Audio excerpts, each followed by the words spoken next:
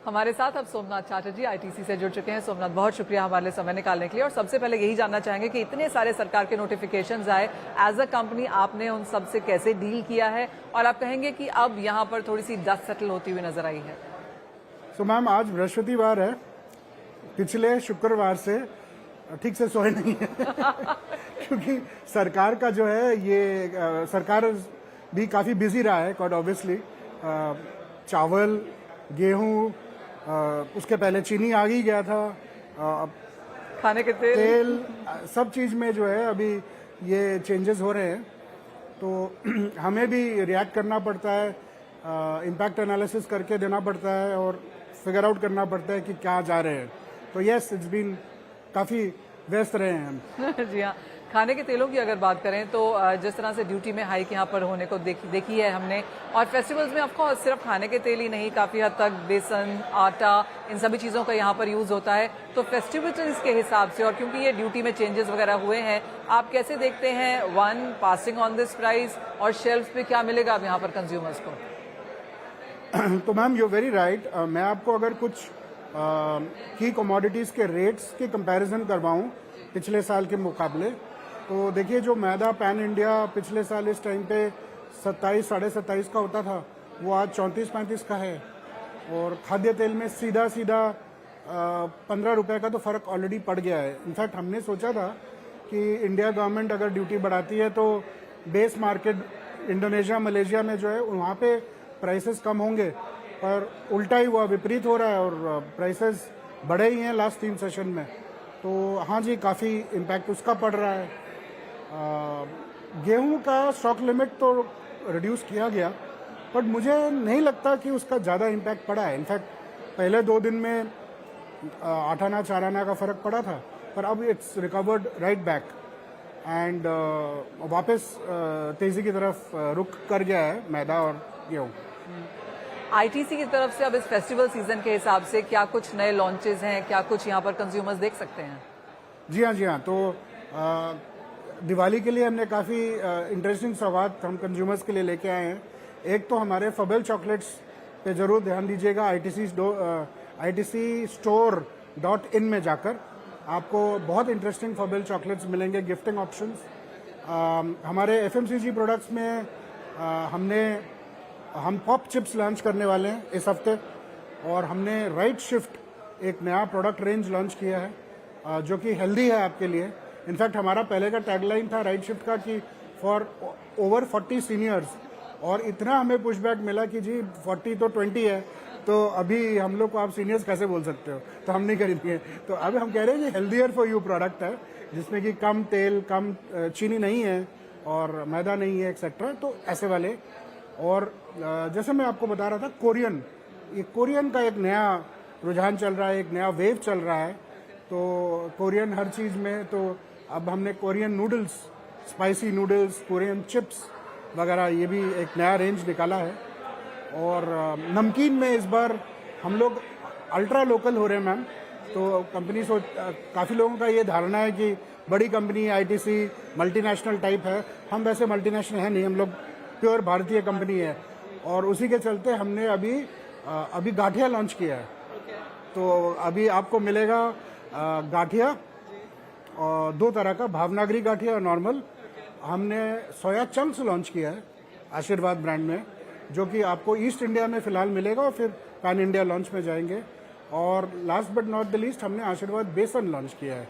वो अभी मोर और less every part of India में लॉन्च हो गया है, एंड काफ़ी अच्छा कंज्यूमर रिस्पॉन्स मिल रहा है। ऑलराइट, तो काफ़ी सारी नई चीज़ें हैं इस बार यहाँ पर फेस्टिवल्स और दिवाली तक देखने के लिए। साथ ही साथ सोमनाथ जी, जिस तरह से मूवमेंट हम यहाँ पर अंतर्राष्ट्रीय बाजारों में आता हुआ देख रहे हैं, US फेड की मीटिंग हो चुकी है, पर आगे जाके US नेशनल प्रेसिडेंशियल इलेक्शंस हैं, वहाँ पर जियोपॉलिटिकल टेंशंस हैं, करेंसी मूव्स हैं, तो काफ़ी कुछ है डील करने के लिए। एज अ कंपनी आप इन सब चैलेंजेस को कैसे देखते हैं? एज यू सेड, जैसे आपने कहा कि चैलेंजेस हैं, और मैं आपको कुछ एक उदाहरण देता हूँ। तो करेंसी की बात की आपने, तो अभी ऐसा नहीं है ना कि हमेशा इन्फ्लेशन जो है वो हमारे इंडिया से आता है। तो जैसे खाद्य तेल अगर हम इंपोर्ट कर रहे हैं, तो अगर मलेशियन रिंगिट, जिसमें वो पहला सेल होता है, वो लास्ट 1 साल में करीबन 10% बढ़ा है रुपये के कंपैरिजन में. So you know obviously prices will go up. That is one. तो अब क्या होता है कि जब रुपी एशियन बास्केट में आप अगर देखो कुछ एक महीने में, तो रुपी थोड़ा कमजोर रहा है. एंड दैट मीन्स दैट कोई भी कमोडिटी जो हम लोग इंपोर्ट करते हैं वो उसका दाम बढ़ जाएगा, और जो भी हम एक्सपोर्ट करते हैं उसका बेटर वैल्यू मिलेगा रुपी टर्म्स में. तो मुझे लगता है कि जो भी प्याज या राइस वगैरह एक्सपोर्ट होगा तो उनमें उनको फायदा होगा.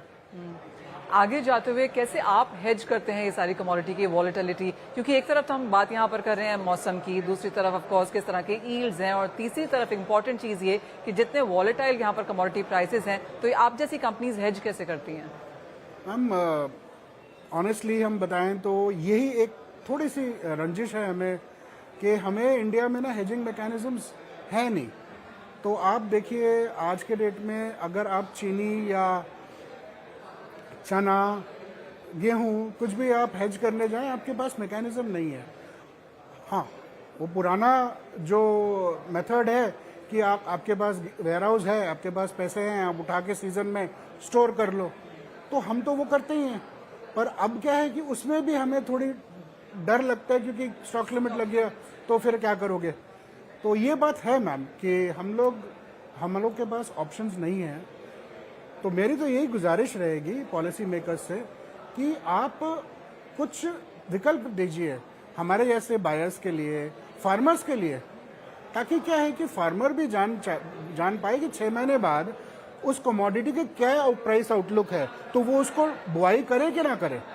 जैसे कि अभी we are headed into rabi planting, and मेरे हिसाब से अगर फार्मर को क्लियर दिखे तो एक तरफ से तो सरकार एमएसपी डिक्लेयर करती है, तो वो तो है. उसके साथ में अगर वो देखे कि रियल मार्केट क्या इंडिकेशन दे रहा है, तो उस हिसाब से हम लोग ट्वीक कर सकते हैं. तो आई थिंक कोई भी हम लोग डेवलपमेंट विद एग्रीकल्चर की बात कर रहे हैं, that has been in the press quite frequently now. तो मेरे हिसाब से बहुत इंपॉर्टेंट पिलर उसके सक्सेस का is forward markets, price visibility, transparent discovery of prices for consumers, bulk users and even the farmers on the other end. हमारे साथ अब JR एग्रो के अजय झुनझुनवाला हैं. अजय जी नमस्कार, बहुत शुक्रिया साथ जुड़ने के लिए. और खाने के तेल क्लियरली हॉट प्रॉपर्टी बने हुए हैं इस वक्त, काफी सारी कॉन्वर्सेशन इसके अराउंड है. कैसे देखते हैं आप सरकार की तरफ से जो भी हमने यहाँ पर नोटिफिकेशंस आते हुए देखे, और आप कहेंगे कि अब यहाँ पर थोड़ी सी स्टेबिलिटी आने लगी है बाजार में, कैलकुलेशंस अब हो चुके हैं? नमस्कार मनीषा जी, मैं सबसे पहले सरकार का धन्यवाद करना चाहूँगा, एंड पर्टिकुलरली एग्री मिनिस्ट्री का, जो कि बहुत ही सेंसिटिव है इस टाइम फार्मर्स के वेलफेयर के लिए, और साथ ही कंज्यूमर मिनिस्ट्री का भी बहुत बहुत शुक्रिया अदा करना चाहूँगा कि उन्होंने भी इस मुहिम में सपोर्ट किया, और they are very vigilant for the consumer also. तो गवर्नमेंट से बहुत ज़्यादा विजिलेंस है कि प्राइसेस भी बहुत ज़्यादा न बढ़ें इस इम्पोर्ट ड्यूटी राइस के बाद. कैसे देखते हैं आप यहाँ से आगे जाते हुए आप प्राइसेस, क्योंकि सबका यही कहना है कि यहाँ से आगे डिमांड भी बढ़ेगी, भाव भी बढ़ने ही वाले हैं क्योंकि एमएसपीज बढ़ते हुए नजर आ रहे हैं. तो एक चीज के लिए तैयार रहें कि आने वाले 2, 3, 4 सालों में हम लगातार डिमांड भी बढ़ता हुआ देखेंगे और प्राइसेस भी. देखिए, मैं थोड़ा सा इसके इंट्रोडक्शन में जाना चाहूँगा कि we are importing, as everybody know, कि 65% हम इम्पोर्ट डिपेंडेंट हैं. अब अगर फर्दर कहीं भी कोई डिसरप्शन होती है, geopolitical, financial, any type of disruption, weather, तो इंडिया के लिए बहुत ज़्यादा रिस्की हो जाएगा. तो इस चीज़ को समझने के लिए हमको अपनी इम्पोर्ट ड्यूटी, अपना प्रोडक्शन हर हालत में बढ़ाना पड़ेगा, जो कि सिर्फ बढ़ सकता है फार्मर वेलफेयर से, उसको ज़्यादा इनकम देने से. फार्मर वेलफेयर के लिए as far as oil seed is concern, 2 part हैं, ऑयल सीड में और मील. ऑयल के लिए गवर्नमेंट ने ड्यूटी बढ़ाई है, लेकिन उस पर भी आप अगर सोया को देखें या अदर क्रॉप्स को देखें तो वो एमएसपी पहुंच रही है. मस्टर्ड में जरूर थोड़ा ज़्यादा हो गई है, वो भी मेरे ख्याल से टेम्परेरी है, बट सोया में जो 44 चल रहा था वो 48-49 आया, जो एमएसपी के करीब है. बट अगर अब मील की बात करें, जो शायद कोई बात नहीं कर रहा है यहाँ पे, कि मील पिछले दिनों में नीचे गई है, उसके प्राइस टूटे हैं, चाहे किसी भी तरह की मील है। प्लस गवर्नमेंट की जो एथेनॉल पॉलिसी है उसमें DDGS का प्रोडक्शन बढ़ता जा रहा है, विच इज़ नियरली 50%। अगले साल तक वो डबल हो जाएगा। And DDGS is much cheaper than the oil mills, rapeseed oil mill और सोया ऑयल मिल। तो अगर DDGS के लिए कोई पॉलिसी नहीं बनाई गई और उसने अगर हमारी फीड इंडस्ट्री में एज ए रॉ मटेरियल पूरी तरह से कब्जा किया तो मिल प्राइसेस विल क्रैश। और उस केस में फिर जो फार्मर इनकम की हम बात कर रहे हैं, जो गवर्नमेंट ने इतना बढ़िया स्टेप लिया है, उसका वो अचीव नहीं हो पाएगा। तो हमको इंपोर्ट ड्यूटी ऑन ऑयल के साथ साथ मील के लिए भी गवर्नमेंट को कोई सोल्यूशन देना चाहिए। मैं ये नहीं कह रहा हूँ उसमें कुछ फाइनेंशियल दें, बट उसके लिए सोचना चाहिए, उसके लिए एक लॉन्ग टर्म पॉलिसी बनानी चाहिए। तो एज ऑफ नाउ किस तरह की रिप्रेजेंटेशंस हैं एज एन इंडस्ट्री आप लोगों की तरफ से मील के लिए? देखिए, मील के लिए एक तो हमको अपना कंजम्पशन बढ़ाना है, which is a long term policy कि किस प्रोडक्ट में कहाँ यूसेज बढ़ाया जा सकता है। दूसरा, जो हमें इमीडिएटली एक्सपोर्ट पर कंसंट्रेट करना चाहिए, पर्टिकुलरली सोया एंड रेपसीड जो हमारे स्टार प्रोडक्ट्स हैं, उसमें किस तरह से गवर्नमेंट सब्सिडाइज कर सकती है, किस तरह हैंड होल्डिंग कर सकती है, इसको देखना है। और दूसरा, जैसे आपने अभी ऑयल की बात की, तो ऑयल में भी जो वेदर है, जो मेरे ख्याल से जो गवर्नमेंट की every country has now inward looking एक एटीट्यूड हो गया है कि हर जगह हम बायोडीजल, अभी इंडोनेशिया में 50% की बातें सुन रहे हैं। तो ये सब चीज़ें अगर कल्मिनेट होती हैं तो वेज ऑयल का फ्यूचर, मतलब सप्लाई कम है, डिमांड ज़्यादा है, और इंडिया को 1 मिलियन टन एडिशनल ऑयल हर साल चाहिए। तो सिचुएशन इज स्टिल कॉम्प्लेक्स। अच्छा, यहाँ से अब अगर हम आगे बढ़ें तो आपको क्या लगता है, क्या कुछ और वो चीज़ें हैं मील के अलावा, क्या कुछ और है जो एडिबल ऑयल इंडस्ट्री अभी भी सरकार की तरफ से यहाँ पर आना चाहती है? देखिए, इंडस्ट्री तो प्रोसेस करती है, उसको तो चाहिए उसको खूब रॉ मटेरियल मिले, नहीं रॉ मटेरियल मिले और वो उसका फिनिश प्रोडक्ट बिके, क्योंकि जो मार्जिन्स हैं वो डायनेमिक हैं, वो कोई गवर्नमेंट या कुछ नहीं कोई तय कर सकता। तो हम तो रॉ मटेरियल चाहते हैं और हमारे प्रोडक्ट में बाहर वाले दखलंदाजी न करें। जैसा कि नेपाल से जैसा इम्पोर्ट ड्यूटी काफ़ी हो गई है, अगर गवर्नमेंट ने कुछ नहीं किया तो सारी इम्पोर्ट ड्यूटी का बेनिफिट वो ले लेंगे और वो हमसे हमारे प्राइस से अंडर कटिंग करके बेचेंगे। तो जितने भी नेबरिंग स्टेट हैं, यूपी, बिहार, बंगाल, ये सब फ्लडेड हो जाएंगे नेपालीज प्रोडक्ट से या बांग्लादेशी प्रोडक्ट से। तो एक तो ये है। दूसरा, हमारे यहाँ एक बहुत दिन से हम लोग समझाने की कोशिश कर रहे हैं कि इंडस्ट्री को प्रोसेसिंग मार्जिन के लिए क्रूड और रिफाइंड में डिफरेंस चाहिए। अब गवर्नमेंट ने इतनी ड्यूटी बढ़ाई है तो हम ये तो नहीं कहेंगे कि आप रिफाइंड पर और ड्यूटी बढ़ा दो, बट समहाउ इन फ्यूचर इस चीज़ को ध्यान में रखें। तो ऑफ कोर्स काफ़ी सारे नोटिफिकेशंस आए हैं, लेकिन अभी भी बहुत कुछ करने की ज़रूरत है edible oil as an industry के लिए, क्योंकि जैसे अजय जी हमें बता रहे हैं, क्योंकि हम 60-65% इम्पोर्ट करते हैं, तो ग्लोबल नीतियों के हिसाब से भी यहाँ पर काफ़ी इम्पैक्ट है। अजय जी, बहुत शुक्रिया हमारे साथ आज समय निकालने के लिए। Thank you. सौरभ मिस्त्री जोड़ रहे हैं। सौरभ जी, बहुत शुक्रिया हमारे साथ समय निकालने के लिए। और सबसे पहले आपसे यही जानना चाहेंगे कि अब यहाँ से क्या सेंस बन रही है कि खाने के तेल के प्राइसेस कहाँ जाएंगे? पाम फॉर वन एक रेंज में अटकता हुआ नजर आया है, लेकिन अब इंडिया ने ड्यूटी चेंज किया है। ऐसी कुछ खबरें हैं, कुछ कंफर्म नहीं है कि इंडोनेशिया कुछ चेंजेस कर सकता है, लेकिन taking all of that into account, आप कैसे देखते हैं टू बिगिन विद पाम के प्राइसेस? देखिए, पाम के प्राइसेस रादर अनएक्सपेक्टेडली हमारी धारणा से ज़्यादा मजबूत है। एंड द रीज़न इज़ कि इंडोनेशिया 1 जनवरी से B40 यानी बायोडीज़ल 40% तक ब्लेंड करेंगे।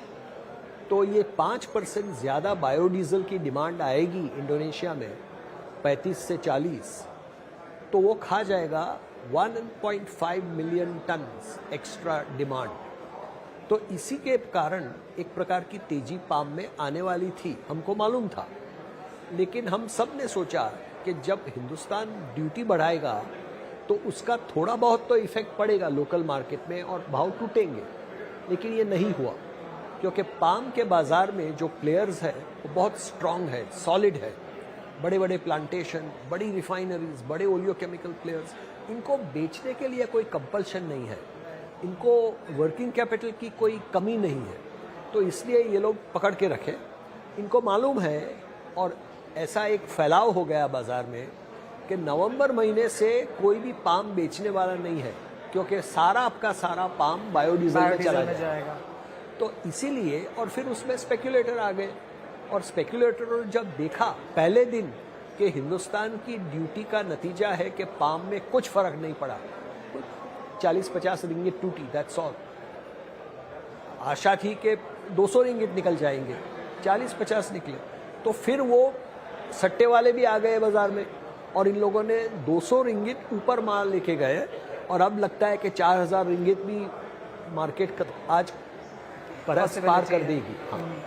धुरब, आप कैसे देखते हैं आने वाले अब 5 से 7 साल? बिकॉज माना यह जा रहा है कि ईल्ड को लेके कंसर्न्स हैं, डिफॉरेस्टेशन की चिंताएं हैं, तो पाम की जो प्रोडक्शन है वो माना जा रहा है कि बहुत ज़्यादा तेज़ी से नहीं बढ़ने वाली है। जहाँ तक पॉपुलेशन इंक्रीज है वो काफ़ी स्ट्रांग है। कैसे देखते हैं आप ये इम्बैलेंस, और आपको लगता है कि बाकी सॉफ्ट ऑयल्स यहाँ पर बेहतर करेंगे और पाम शायद एक आपने बिल्कुल सही बताया। बाकी सॉफ्ट ऑयल, खास करके सोया, सन और कनोला, जो उत्पादन में बढ़ावा आने वाला है वो उसी में आने वाला है। क्योंकि आपने भी देखा होगा कि पाम में प्रोडक्टिविटी, जो बोलते हैं कि पर हेक्टार कितना पाम पैदा होता है, आज पिछले 10 साल से मलेशिया में प्रोडक्टिविटी नीचे जा रही है। 10 साल में प्रोडक्टिविटी 10% कम हो गई, बढ़ने के बजाय कम हो गई। और सोया में पिछले 10 साल में प्रोडक्टिविटी 20% बढ़ी, हर साल 2% बढ़ती है, क्योंकि वहाँ बहुत सारी टेक्नोलॉजी लगाई जाती है, और ये प्लांटिंग मटेरियल और जीएम सीड जिसको हम बोलते हैं, उसमें सीड कंपनियां हर साल नए नए वैरायटीज इम्प्रूवमेंट लाते हैं। तो ये सन में भी होता है, सोया में होता है, कनोला में होता है, और इसीलिए पाम का जो डोमिनेशन था बाजार में वो अब नहीं रहेगा।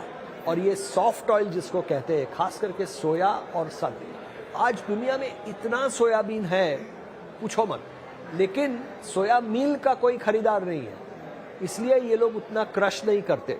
अब जब सोयाबीन ऑयल के भी दाम ऊपर जा रहे हैं तो क्रशिंग होगी और सोयाबीन ऑयल ज़्यादा मिलेगा। तो हिंदुस्तान में मैं मानता हूँ कि पाम की इंपोर्ट 7 या 9 मिलियन की रेंज में रहेगी। अब 9.4 शायद 10 मिलियन भी हो जाए, तो उससे ज़्यादा नहीं होगी। लेकिन जो बढ़ावा आएगा वो सन ऑयल और सोया ऑयल में आएगा। मुझे बहुत उम्मीद है कि हिंदुस्तान में रेप सीड ऑयल का इंपोर्ट ज़्यादा नहीं होगा, क्योंकि हम मस्टर्ड में, सरसों में बहुत काम कर रहे हैं, और मस्टर्ड की उत्पादन हमने बढ़ाई है पिछले 5 सालों में, और भगवान की कृपा से और भी बढ़ती रहेगी। तो आप कहेंगे ये एक चेंजिंग ट्रेंड्स हैं, और आगे जाकर पाम शायद ओवरऑल बास्केट में इतना स्ट्रांगली नहीं फीचर करेगा। तो क्या उसका मतलब ये होगा कि पाम के प्राइसेस नीचे आएंगे, या फिर आपको लगता है क्योंकि बाकी एडिबल ऑयल के प्राइसेस ऊपर हैं वहां पर एक सपोर्ट रहेगा? सब के सब सेम हो जाएंगे। और जो पुराना रिलेशनशिप था कि सन ऑयल सबसे ज्यादा महंगा था, आपको मालूम है पिछले साल सन ऑयल सबसे सस्ता हो गया। बिल्कुल, तो ये नहीं रहेगा। सन ऑयल वापस प्रीमियम में चला जाएगा, उसके बाद रेपसीड ऑयल, उसके बाद सोया ऑयल, और पाम और सोया में कंपटीशन रहेगा। I don't think palm premium पकड़ सकता है लंबे अरसे तक। 1 महीना 2 महीना ठीक है। मेरा तो अनुमान है कि पाम की प्रोडक्शन अच्छी है इस साल, और ये पीक प्रोडक्शन मंथ्स है, सितंबर, अक्टूबर, नवंबर। तो अब हिंदुस्तान की अभी तो खरीदार है दिवाली के लिए, लेकिन दिवाली के बाद हिंदुस्तान की डिमांड कम हो जाएगी, और यहाँ प्रोडक्शन तो जोरदार रहेगा। सो वहाँ स्टॉक बनने लगेंगे, और उससे पाम में थोड़ी मंदी आएगी। लेकिन कहाँ से मंदी आएगी, 4000 से 4200 से, वो मैं नहीं जानता, लेकिन थोड़ी मंदी ज़रूर आएगी। आगे चलकर 2025 में सारे वेजिटेबल ऑयल में तेजी आने वाली है, क्योंकि सनसीड का उत्पादन ब्लैक सी एरिया यानी कि यूक्रेन और रशिया में कम है। आपको मालूम है करीबन 5 मिलियन टन कम है, यानी कि 2 मिलियन टन सन ऑयल कम बनेगा। पाम की डिमांड बढ़ जाएगी बायोडीजल के लिए, और अब लगता है कि कनोला की भी प्रोडक्शन में थोड़ी प्रॉब्लम है। तो ये सब देखते ऐसा लगता है कि 2025 में दाम जनरली ज़्यादा रहेंगे 24 के बजाय। Okay. और कितने परसेंटेज से ज़्यादा रहेंगे? 5-10%। लेकिन एक बात ज़रूर है कि हिंदुस्तान को ये जो 20-22% ड्यूटी बढ़ाई है, ये फिर वापस नॉर्मल करनी पड़ेगी, नहीं तो यहाँ इन्फ्लेशन बढ़ जाएगा, यहाँ का कंज्यूमर नाराज हो जाएगा। और मेरे ख्याल से सरकार, एक बार फसल आ गई सोयाबीन की, एमएसपी मिल गई किसानों को, फिर सरकार भी रिलैक्स हो जाएगी और बोलेगी कि आप भाव रीजनेबल होने दो। That's correct. अब आगे जाते हुए जहां तक इंडियन मार्केट्स की बात है, 17.5 शायद हमारा पर कैपिटा कंजम्पशन है पर केजी के हिसाब से, जो वर्ल्ड के हिसाब से थोड़ा कमजोरी ही है। कैसे देखते हैं आप Indian population per capita consumption increase, तो किस तरह का डिमांड ग्रोथ फिर हम देख रहे हैं? Indian growth, see Indian economy is in a sweet spot.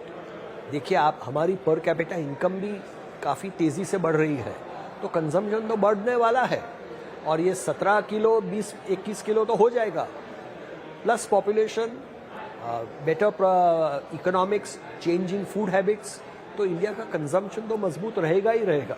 इसलिए वेरी इंपॉर्टेंट कि इंडिया मस्टर्ड और पाम ऑयल का उत्पादन जोर से इनकरेज करता रहे अपने देश में। तो जिस तरह की पाम प्रोडक्शन इस वक्त हम यहाँ पर कंट्री में होता हुआ देख रहे हैं, ऑफ कोर्स पिछले 2-3 सालों से कंपेयर करें तो एक बेटर नंबर है, लेकिन कैसे देखते हैं आप ये ग्रोथ लेट्स से अगले 5 साल में? I think we have to see. अभी बोई प्लांटिंग तो काफ़ी हुआ है, प्लानिंग बहुत हुई है, लेकिन द प्लांटिंग अगर आंध्रा और तेलंगाना में होता तो हम कॉन्फिडेंटली कहते कि भाई टारगेट मिल जाएगी, लेकिन ये प्लांटिंग नॉर्थ ईस्ट में हो रहा है, वहाँ की पूरी जो इकोसिस्टम है वो उतनी कंड्यूसिव नहीं है जितनी होनी चाहिए, इसलिए उसके लिए हम अब we reserve our opinion. Alright, Dharm ji as always बहुत शुक्रिया हमारे साथ जुड़ने के लिए, आप Thank समय you. निकालने के लिए।